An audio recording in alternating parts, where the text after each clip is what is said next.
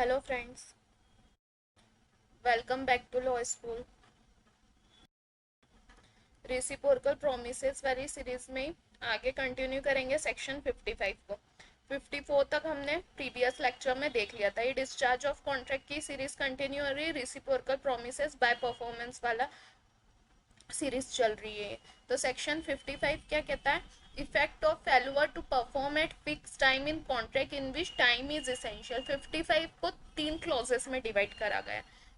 एक जब time is essential हो, एक जब टाइम इसेंशियल नहीं हो, और जब टाइम इसेंशियल होने के बावजूद भी कॉन्ट्रैक्ट को परफॉर्म कर लिया हो, कॉन्ट्रैक्ट टाइम खत्म होने के बाद भी। तो एक एक करके समझते। फर्स्ट पार्ट क्या कहता है? Effect of failure to perform at fix time in contract in which time is essential. जब कॉन्ट्रैक्ट में टाइम इसेंशियल है, फिक्स कर दिया है, कॉन्ट्रैक्ट में लिख दिया है कि इस टाइम में कॉन्ट्रैक्ट को परफॉर्म करना है, पूरा स्पेसिफाई कर दिया है। प्रोमिसी ने प्रोमिसर को स्पेसिफाई कर दिया कि इस पर्टिकुलर टाइम में तुमको कॉन्ट्रैक्ट को फुलफिल करना होगा। तो तब क्या होगा? अगर उसने पर्टिकुलर टाइम, जो स्पेसिफाइड टाइम दिया है, उसमें कॉन्ट्रैक्ट को फुलफिल नहीं किया, उसमें कॉन्ट्रैक्ट को कंप्लीट नहीं किया उस पर्सन ने, प्रोमिसर प्रोमिसर ने, तो क्या होगा?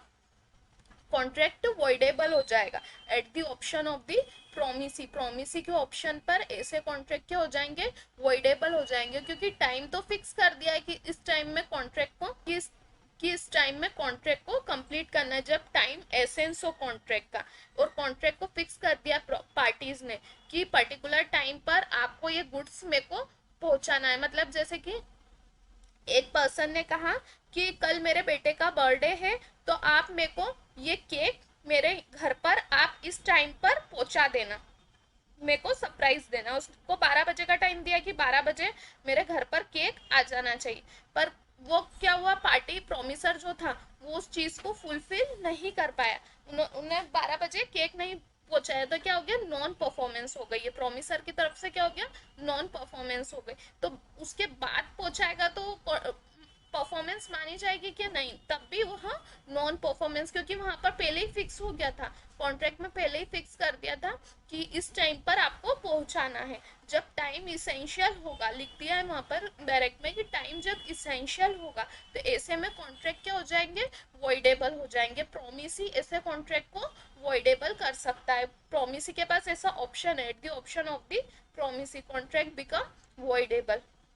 क्यों? क्योंकि कॉन्ट्रैक्ट में पहले ही लिखा था कि टाइम एसेंस है, और बाद में, टाइम के बाद में आपने कॉन्ट्रैक्ट को फुलफिल करा है, तो ऐसे कॉन्ट्रैक्ट नॉन परफॉर्मेंस, ऐसे कॉन्ट्रैक्ट का क्या माना जाएगा? नॉन परफॉर्मेंस है। प्रोमिसी ने क्या बोला था प्रोमिसर को कि तुमको 12 बजे तक मुझे ये चीज देनी है, इस टाइम तक मेरे को पहुंचाना है, लेकिन उसने क्या करा? नहीं पहुंचाया, तो ऐसे कॉन्ट्रैक्ट क्या होगा? वॉइडेबल होगा। प्रोमिसी क्या कर सकता है? ऐसे कॉन्ट्रैक्ट को वॉइडेबल। सेकेंड क्लॉज क्या कहता है? Effect of such failure when time is not essential. जहां कॉन्ट्रैक्ट में टाइम इसेंशियल नहीं, उन्होंने पहले से कोई कॉन्ट्रैक्ट में फिक्स नहीं करा है, ना कोई इसेंशियल है टाइम, तो क्या होगा? ऐसे कॉन्ट्रैक्ट वॉइडेबल तो नहीं होंगे। प्रोमिसी के ऑप्शन पर कॉन्ट्रैक्ट, ऐसे कॉन्ट्रैक्ट को वॉइडेबल नहीं कर सकता। अगर नॉन परफॉर्मेंस हुई है उनकी, तो ऐसे कॉन्ट्रैक्ट को वह वॉइडेबल नहीं कर सकता। लेकिन प्रोमिसी कंपनसेशन का हकदार होगा, इंटाइटल होगा वो प्रोमिसी को, कि वह प्रोमिसर से कंपनसेशन ले सके, उसे जो लॉस हुआ है कि उसका कॉन्ट्रैक्ट फुलफिल नहीं हुआ टाइम पर, उसके भले से वहां पर टाइम इसेंशियल नहीं था, लेकिन आपने कॉन्ट्रैक्ट, नॉन परफॉर्मेंस तो हुई है ना, तो प्रोमिसी क्या रहेगा? कंपनसेशन का हकदार हुआ कि उससे जो लॉस हुआ है वह उसके ऑप्शन पर वॉइडेबल तो नहीं कर सकता। पहले वाले क्लॉज में क्या था? जब टाइम इसेंशियल था, तब उसको कॉन्ट्रैक्ट को क्या करा सकता था? वॉइड करा सकता था। पर यहाँ पर वह, उसको जो लॉस हुआ है प्रोमिसर के कारण, तो उससे वह प्रोमिसी कंपनसेशन ले सकता है, क्योंकि यहाँ पर कॉन्ट्रैक्ट का इंटेंशन नहीं था।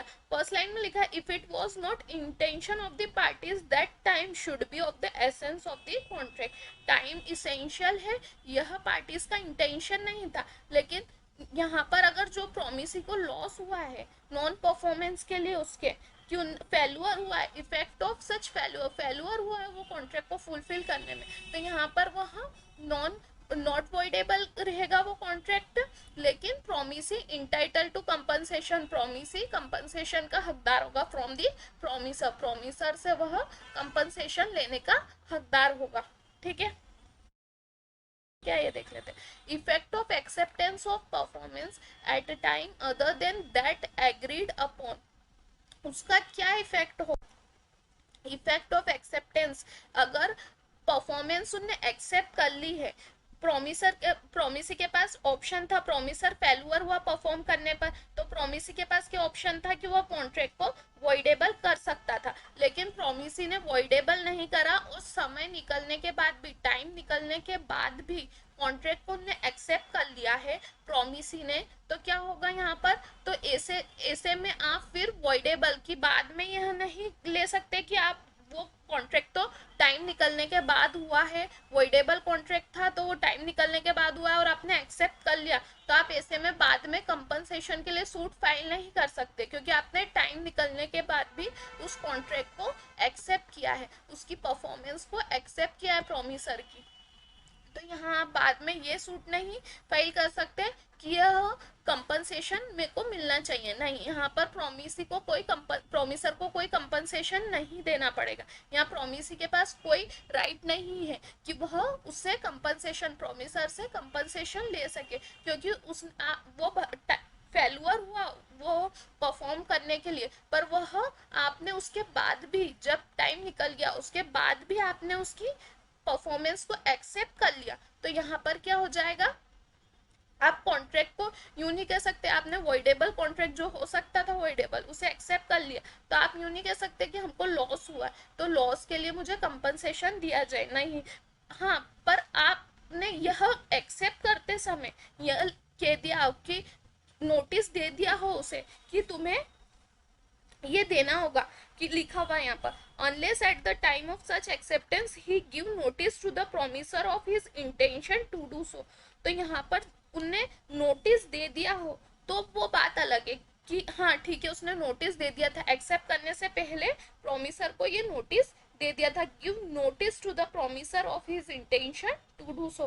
तो ये थर्ड क्लॉज क्या कहता है कि आप कंपनसेशन लेने के आपका कोई राइट नहीं रहेगा अगर आपने कॉन्ट्रैक्ट को एक्सेप्ट कर लिया, फेल्यूअर के बाद भी एक्सेप्ट कर लिया। फर्स्ट क्लॉज क्या कहता था कि टाइम इसेंशियल हो और कॉन्ट्रैक्ट परफॉर्म नहीं, टाइम पे परफॉर्म नहीं कर पाए तो क्या होगा, प्रोमिसी के ऑप्शन पर वॉइडेबल हो जाएगा। सेकंड क्लॉज कहता है कि प्रोमिसर टाइम इज इसेंशियल नहीं हो, टाइम जब एसेंस नहीं हो कॉन्ट्रैक्ट का तो प्रोमिसी वॉइडेबल तो नहीं कर सकता, लेकिन प्रोमिसी को जो लॉस हुआ है उसके लिए वह प्रोमिसर से कंपनसेशन ले सकता है। और थर्ड क्लॉज क्या कहता है, effect of acceptance of performance at time other than that agreed upon, जो टाइम डिसाइड हुआ था उसके बाद आपने एक्सेप्ट कर लिया है, प्रोमिसर की परफॉर्मेंस को एक्सेप्ट कर लिया है, तो आप कंपनसेशन का हकदार आप नहीं होंगे जब तक कि आपने नोटिस नहीं दिया हो प्रोमिसर को।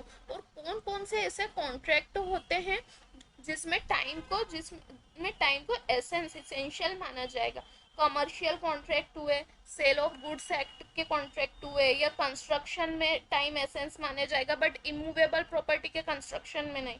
कॉन्ट्रैक्ट का पालन न करने पर जब पार्टी को कुछ नुकसान हुआ हो, या नेचर ऑफ कॉन्ट्रैक्ट ही ऐसा हो, कॉन्ट्रैक्ट का नेचर ही ऐसा हो जिसमें टाइम इसेंशियल हो, और जिन कॉन्ट्रैक्ट में टाइम इसेंशियल नहीं होगा वो कौन कौन से, रियल एस्टेट, इमूवेबल प्रॉपर्टी के sale and purchase, work contract, non commercial contract, इनमें टाइम को एसेंस नहीं माना जाएगा।